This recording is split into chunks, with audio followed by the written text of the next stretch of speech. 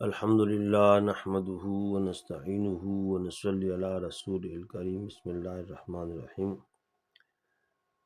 مجھ سے کسی شخص نے پوچھا کہ معجزہ کرامت کسے کہتے ہیں، لہٰذا میں آج آپ کو معجزہ کرامت اور جادو، جس کو سحر بھی کہا جاتا ہے، اس کے بارے میں بتاتا ہوں۔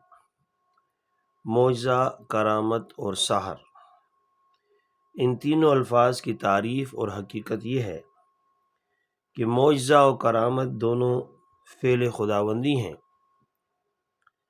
معجزہ کا مظہر نبی اور کرامت ولی سے ظاہر ہوتی ہے، اور دونوں غیر اختیاری ہیں، اور کسب و اکتساب اور تعلیم و تعلم کا اس میں دخل نہیں۔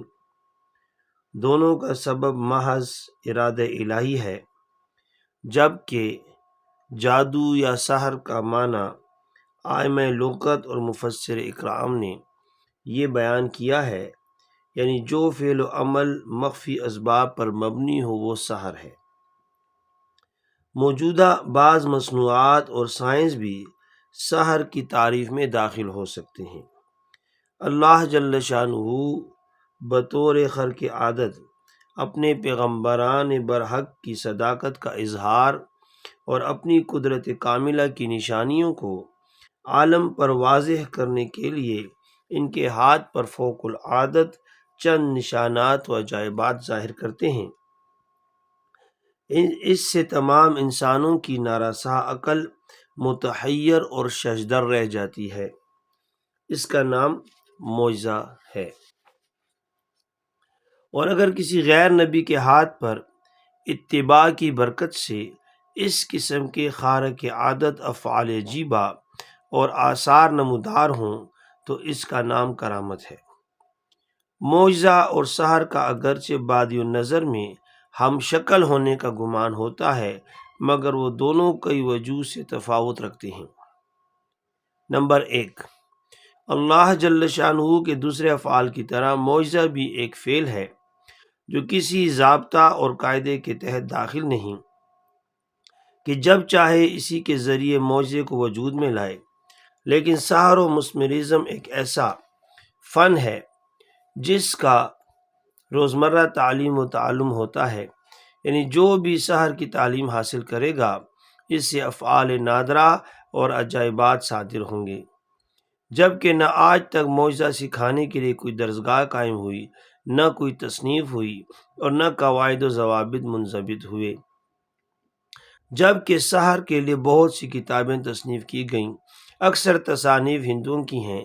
آج کل اگر روزمرہ قم باذن اللہ زبان پر لایا جائے تو عصائے موسیٰ سے سینکڑوں مرتبہ زمین پر ضرب لگائی جائے، کبھی معجزہ کا صدور نہ ہوگا، نہ کوئی مردہ زندہ ہوگا، اور نہ حیۃ تسعیٰ کا نظارہ ہوگا۔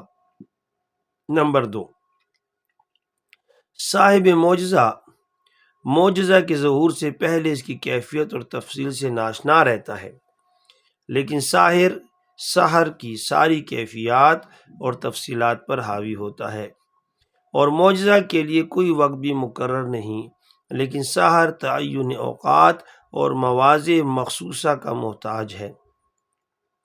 ساحرین فرعون کو حضرت موسیٰ علیہ السلام کے مقابلے میں رسیوں پر منتر پھونکنے کی بات پہلے ہی سے معلوم تھی کہ یہ غیر واقعی سانپ بن کر دوڑیں گے، لہٰذا وہ سانپوں کا منظر دیکھ کر ہراساں نہیں ہوئے، بلکہ مجمع عام میں بڑی مسرت سے اپنے اپنے سحر کا اظہار کرتے رہے۔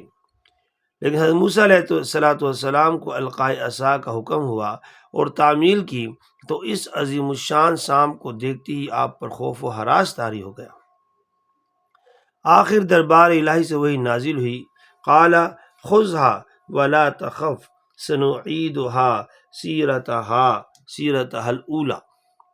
اس کی وجہ یہ تھی کہ موسیٰ علیہ السلام کو پہلے سے اس معجزے کی پوری کیفیت اور اس کی تفصیل معلوم نہ تھی، یہ اللہ تعالیٰ کے علم محیط میں تھی۔ نمبر 3، جس طرح سائنسی عجائبات کی نظیر دوسرے لوگ بنا سکتے ہیں، جیسے کہ یہ بات ہمارے سامنے ہے کہ امریکہ نے ایٹم بم اور ہائیڈروجن بم بنایا، بعد ازاں چین نے بنایا۔ ویسا ہی ایک ساحر کے سحر کا مقابلہ اور نظیر دوسرا ساحر پیش کر سکتا ہے، لیکن معجزہ کا مقابلہ قیامت تک نہیں ہو سکتا، چاہے معجزہ عملی ہو یا قولی، جیسے کہ تخت سلیمان کا اڑنا جو ایک عملی معجزہ ہے۔ یہ خلاق کائنات کی مخفی قوت اور مشیت کا نتیجہ تھا۔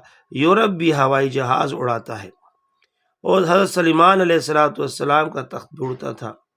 کام ایک ہے، لیکن تخت سلیمانی کا اڑنا معجزہ تھا اور ہوائی جہاز کا اڑنا معجزہ نہیں، کیونکہ ہوائی جہاز مشین کے ذریعے اڑایا جاتا ہے، جو ہر انسان ایسی مادی مشین بنا کر جہاز اڑا سکتا ہے۔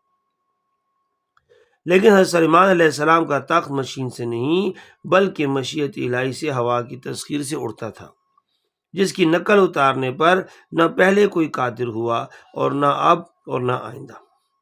اگرچہ سحر میں بھی خارق عادات اور عجائبات کا اظہار ہوتا ہے، لیکن در حقیقت یہ چند اصول مقررہ اور اسباب مادیہ پر موقوف ہے۔ جو بھی ان کا مباشر ہوگا اس سے نتائج و عجائبات صادر ہوں گے۔ چنانچہ ہندو دھرم میں علم سحر کے 8 مقامات ہیں۔ جو شخص ریاضت و مجاہدہ کے ساتھ 6 مہینے تک ان کی مشق کرتا ہے وہ ان میں ماہر بن جاتا ہے، لیکن مخصوص افراد کے علاوہ عام لوگوں کو ان اسباب اور ان پر مسببات کے مرتب ہونے کا علم نہیں۔ اس لیے عام لوگوں کو یہ امور عجیب معلوم ہوتے ہیں، جبکہ معجزہ اللہ جل جلالہ کی مخفی قوت اور مشیت کا نتیجہ ہے، جس میں اوروں کے لیے کارسازی ممکن نہیں۔ سحر انسان کی انانیت، تکبر اور ضلالت یا گمراہی میں اضافہ کرتا ہے اور جنات و شیاطین کی برابری سکھلاتا ہے، لیکن معجزہ بجائے انانیت کے عجز و انکساری اور بندگی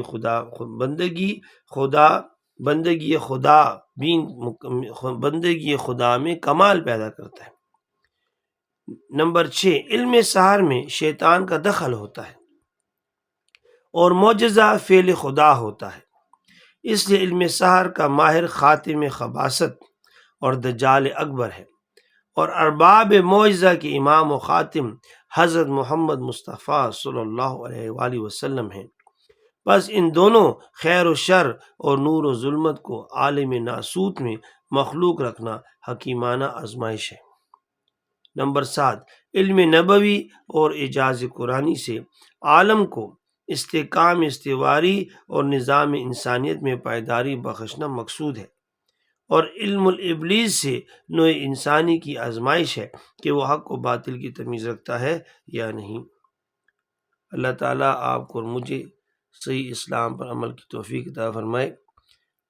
آج مسلمان جعلی قسم کے پیروں اور ہتھ کنڈوں میں مبتلا ہے اور ہتھ کنڈوں کا شکار ہے، تو اللہ تعالیٰ آپ کو اور مجھے ان سے بچائے۔ ہمیں چاہیے کہ ہم ہوشیار بنیں اور ایسے جعلی پیروں اور جو لوگ کرامات دکھانے کا دعویٰ کرتے ہیں ان سے بچ کے رہیں۔ کرامت اپنے اختیار میں نہیں ہوتی، نہ معجزہ اپنے اختیار میں ہوتا ہے۔ معجزہ نبی سے صادر ہوتا ہے، کرامت اللہ کے ولی سے صادر ہوتی ہے۔ اللہ تعالی ہم سب کو ان فتنوں سے بچائے۔ جزاک اللہ خیرہ۔